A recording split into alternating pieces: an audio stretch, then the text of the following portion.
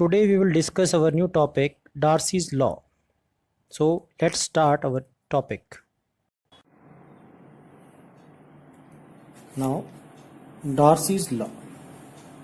ये जो Darcy law है ये एक French hydraulic engineer Henry Darcy द्वारा दिया गया था, इसीलिए इसका नाम डार्सी लॉ है। और ये जो डार्सी लॉ है ये ग्राउंड वाटर की मूवमेंट को समझाता है, ग्राउंड वाटर के फ्लो को। ग्राउंड वाटर अर्थ सरफेस के बिलो किस तरह मूव करता है, क्या रेट ऑफ फ्लो रहता है और किस चीज पे डिपेंड करता है, इन सब को समझाया है मिस्टर डार्सी ने।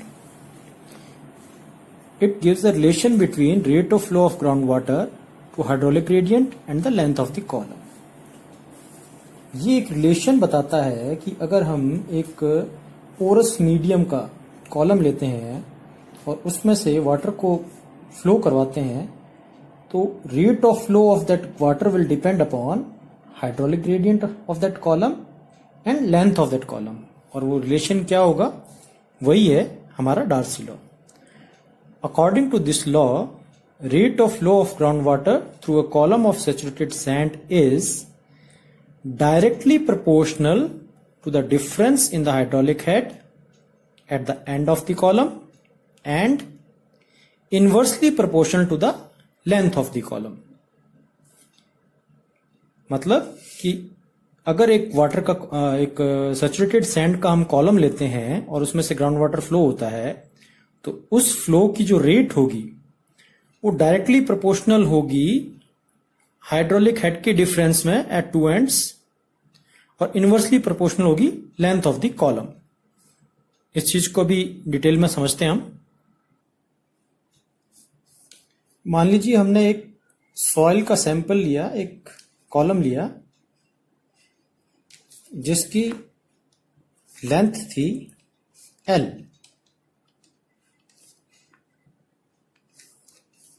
उस कॉलम का एक पॉइंट हमने एज्यूम कर लिया A और दूसरा पॉइंट लिया B। इस A पॉइंट पे हमने एक पीजोमीटर लगाया और सिमिलरली एक B पॉइंट पे भी पीजोमीटर सेट किया।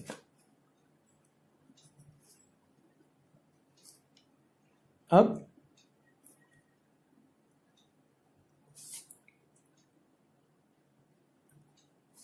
A पॉइंट पे वाटर इस पॉइंट तक राइज हुआ तो यहां पे प्रेशर हेड जो डेवलप हुआ, लेट इट बी PHA और सिमिलरली यहां PHB। ये क्या है, प्रेशर हेड। और ये हमने एक डेटम लाइन एज्यूम की।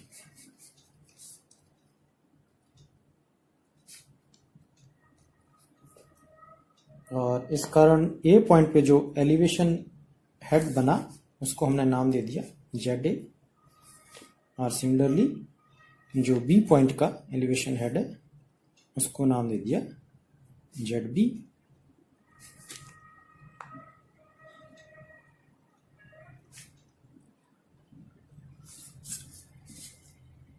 ठीक है, अब इस फिगर से हम समझेंगे। अब एक इक्वेशन है बर्नौलीज इक्वेशन।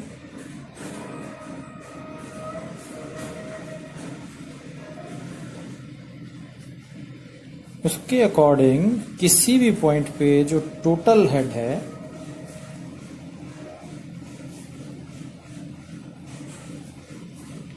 वो प्रेशर हेड, वेलोसिटी हेड और एलिवेशन हेड के सम के बराबर होता है। मतलब total head at any point will be equal to sum of pressure head, velocity head and elevation head.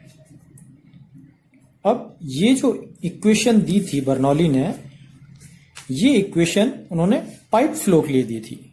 Pipe के अंदर वाटर किस तरह फ्लो करता है, लेकिन ये कोई पाइप तो है नहीं, सॉइल का सैंपल है। इसमें पाइप की तरह फुल वेलोसिटी के साथ ऐसे वेग के साथ तो फ्लो नहीं होगा ना, वाटर स्लोली होगा। तो इस कारण से जब हम बर्नौली इक्वेशन का यूज करेंगे, लेकिन ग्राउंड वाटर के फ्लो की बात कर रहे हैं, तो हम वेलोसिटी हेड की जो वैल्यू है इसको 0 मान सकते हैं।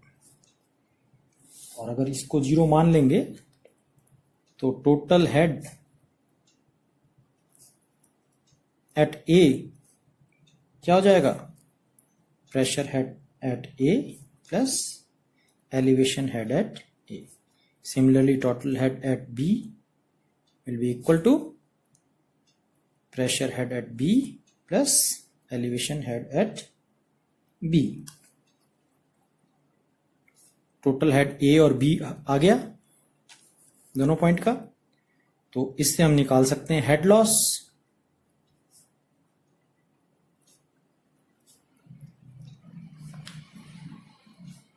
Total head at A minus total head at B. अब हेड लॉस यहां क्यों हो रहा है? क्योंकि यहां कुछ ना कुछ एक फ्रिक्शन ड्रैग होगा। अगर यहां कोई हेड लॉस नहीं होता तो ये वाटर पूरा यहां तक राइज हो जाता, लेकिन यहां पे कुछ ना कुछ फ्रिक्शनल लॉस हो रहा है, इसलिए यहां एक लॉस हो रहा है जिसे हम बोलते हैं हेड लॉस। ये डेल्टा जेड, इसको हमने डेल्टा जेड से डिनोट कर दिया।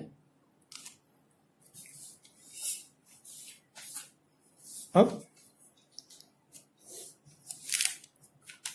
इसको इक्वेशन 1 मान लेते हैं और इस इक्वेशन से हम हेड लॉस कैलकुलेट कर सकते हैं। क्लियर? अब एक नई टर्म जो अभी सुनिए, लास्ट वीडियो में भी सुनी थी, हाइड्रोलिक ग्रेडियंट।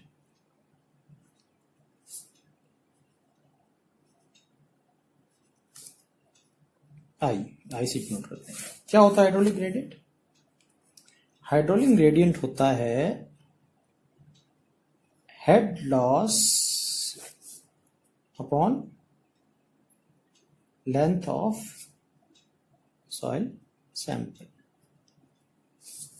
मतलब डेल्टा एच अपॉन एल। ये जो लेंथ है ये वाली एल और ये डेल्टा एच। क्या है कि मान लीजिए कोई एक सैंपल था, वो बिल्कुल हॉरिजॉन्टल रखा हुआ था। वो हॉरिजॉन्टल है तो वाटर यहां से इधर फ्लो होगा या इधर से इधर फ्लो होगा? बताइए। कहीं फ्लो नहीं होगा। अगर वो हॉरिजॉन्टल है तो ना इधर से फ्लो होगा ना इधर से फ्लो होगा।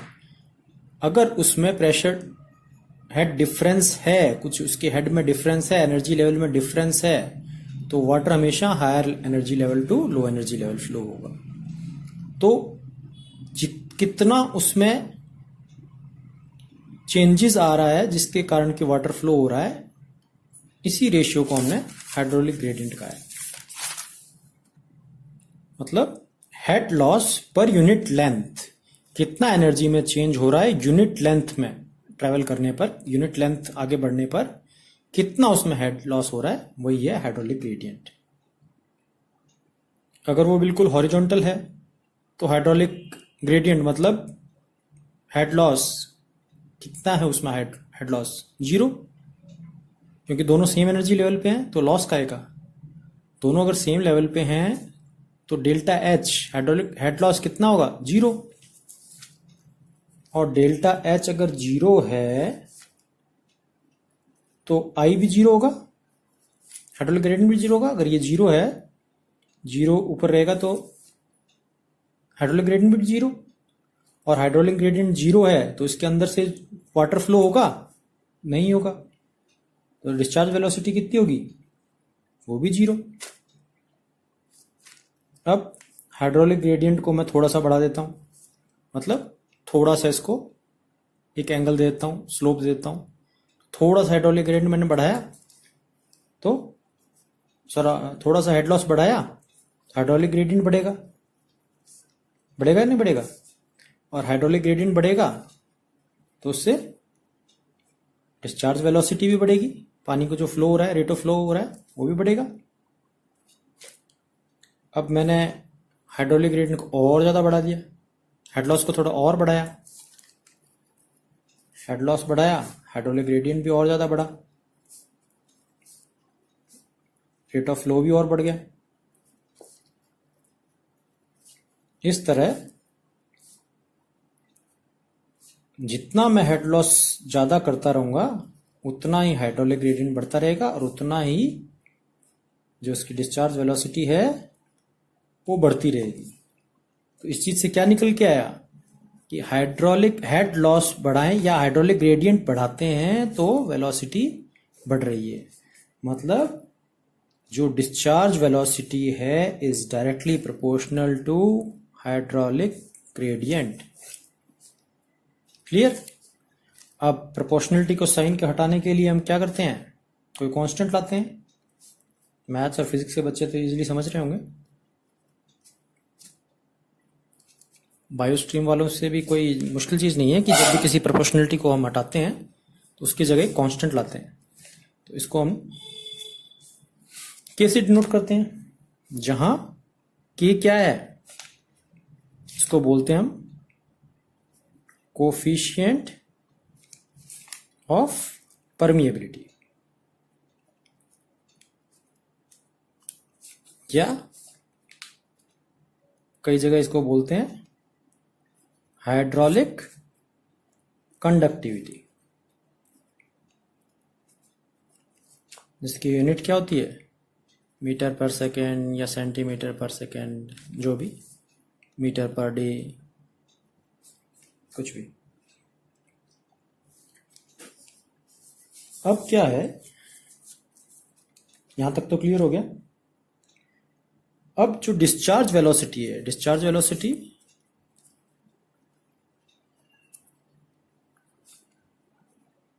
ये वाली, जिस वेलोसिटी से वाटर डिस्चार्ज हो रहा है उस पर्टिकुलर सैंपल से, इस सैंपल से जिस वेलोसिटी से वाटर डिस्चार्ज हो रहा है। अब जितना वाटर हमने यहां से दिया वो हमें पता है, वॉल्यूम पता है हमें, हमने 1 लीटर दिया, 2 लीटर दिया, 1 मीटर क्यूब दिया, हमें पता है।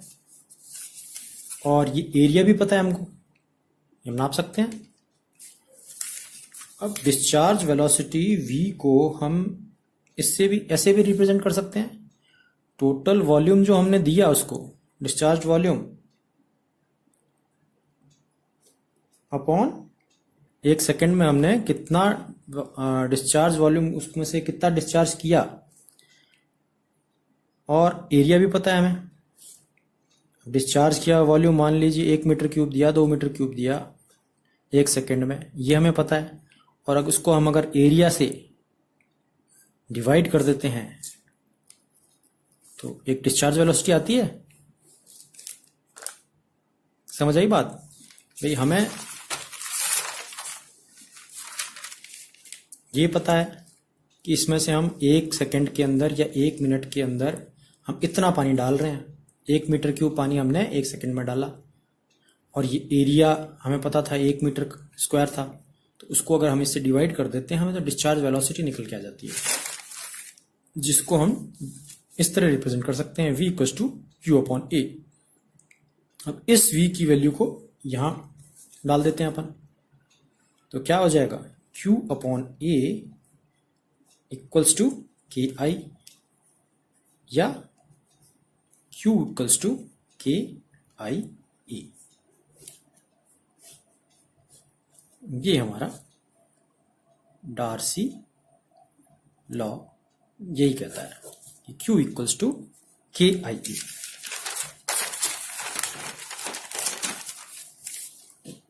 जहां Q क्या है, डिस्चार्ज पर यूनिट टाइम, मतलब 1 यूनिट टाइम के अंदर कितना वॉल्यूम ऑफ वाटर हमने डिस्चार्ज किया, मीटर क्यूब पर डे, इसकी यूनिट हो सकती है मीटर क्यूब पर मिनट। के कोफिशिएंट ऑफ परमिएबिलिटी, या हाइड्रोलिक ग्रेडियंट जिसकी यूनिट मीटर पर सेकेंड है, आई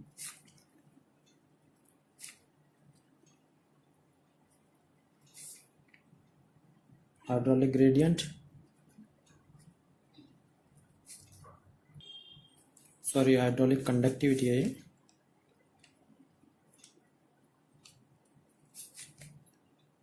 ये, area of क्रॉस सेक्शन। तो क्लियर है, ये हमारा रिलेशन निकल के आया डार्सीज लॉ का। I think it is clear. Thank you.